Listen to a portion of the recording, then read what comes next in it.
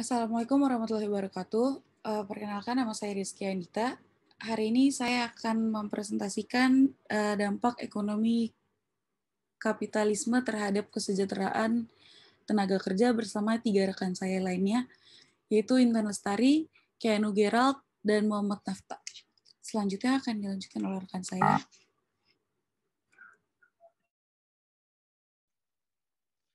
Di suatu negara sangatlah memerlukan adanya sistem ekonomi di mana hal itu untuk mengatur perekonomian di dalam suatu negara. Sistem ekonomi merupakan sistem yang digunakan atau dipakai dalam perekonomian demi tujuan yang ingin dicapai suatu negara. Salah satunya adalah sistem ekonomi kapitalisme. Sistem ekonomi kapitalisme adalah sistem di mana peran pemerintah sangat lemah, kurang atau bahkan tidak ada sama sekali dalam mengatur perekonomian masyarakat, khususnya bagi mereka yang kurang mampu dalam hal yaitu biaya kehidupan. Sehingga penerapan sistem ekonomi kapitalisme dapat menyebabkan munculnya kemiskinan. Lanjut. Selanjutnya adalah teori yang akan disampaikan oleh rekan saya. Pada pendekatan teori yang akan kami pakai adalah teori kapitalisme, yang mana teori kapitalisme merupakan turunan dari teori neoliberalisme. Pemahaman kapitalisme adalah meyakini bahwa pemilik modal melakukan usaha untuk mendapatkan keuntungan yang sebesar-besarnya.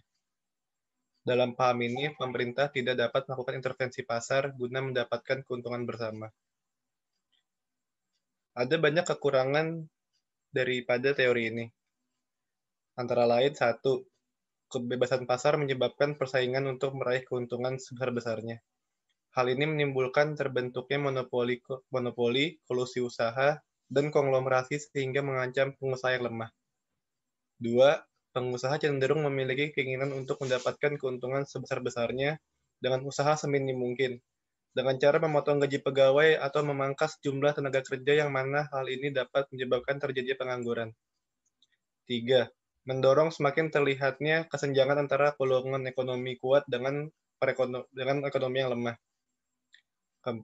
Perekonomian mudah menghadapi ketidakstabilan. Selanjutnya akan diteruskan oleh rekan saya.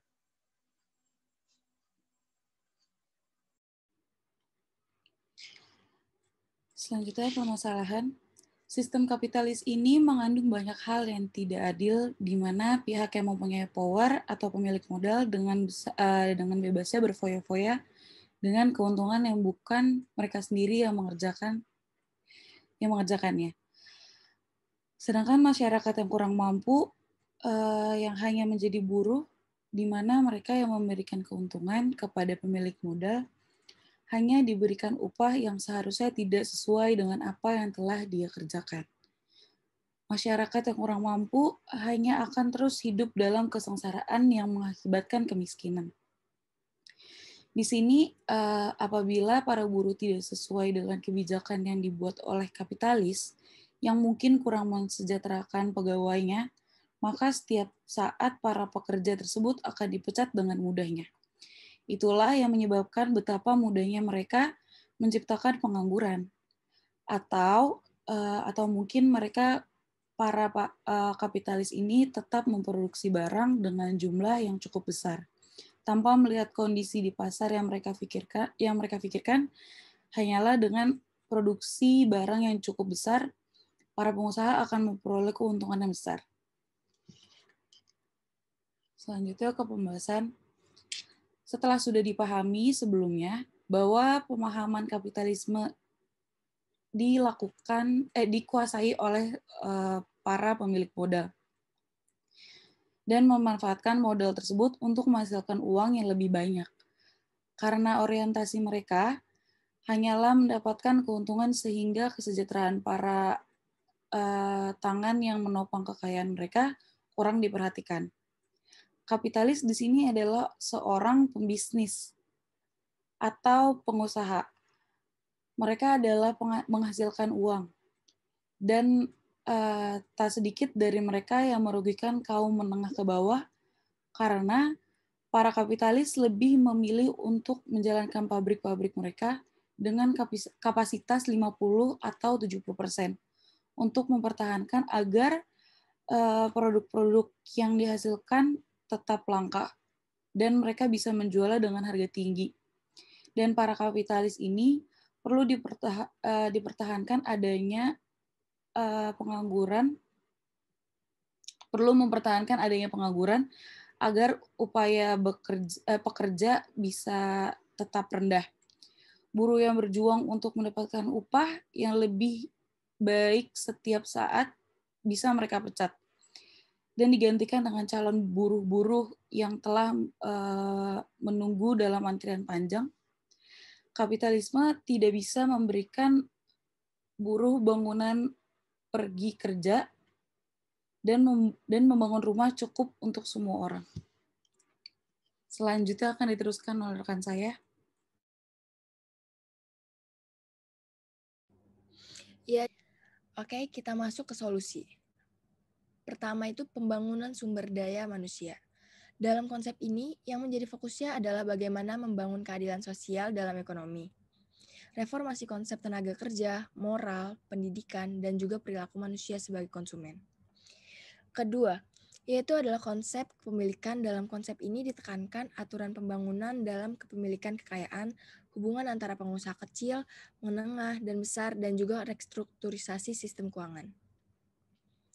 Selanjutnya, kesimpulan. Jadi kesimpulannya itu dari berbagai analisa para ekonom dapat disimpulkan bahwa teori ekonomi telah mati karena beberapa alasan. Pertama, teori ekonomi ini atau dalam kurung kapitalisme telah menimbulkan ketidakadilan ekonomi yang sangat dalam, khususnya karena sistem moneter yang hanya menguntungkan pemilik modal. Kedua, teori ekonomi kapitalisme ini tidak mampu mengataskan masalah kemiskinan dan ketimpangan pendapat. Ketiga, paradigma tidak mengacu kepada kepentingan masyarakat secara menyeluruh, sehingga ada dikotomi antara individu dan masyarakat dan negara. Keempat, teori ekonominya tidak mampu menyelaraskan hubungan antara negara-negara di dunia, terutama antara negara-negara maju dan juga berkembang. Kelima, telantarnya kesejahteraan para buruh akibat ketidakadilan dana yang tidak merata. Alokasi keuntungan yang didapat dari keuntungan bersama. Saya kembalikan ke Rizky Andita. Baik, sekian presentasi dari kami. Kurang lebihnya mohon maaf. Wassalamualaikum warahmatullahi wabarakatuh. Terima kasih.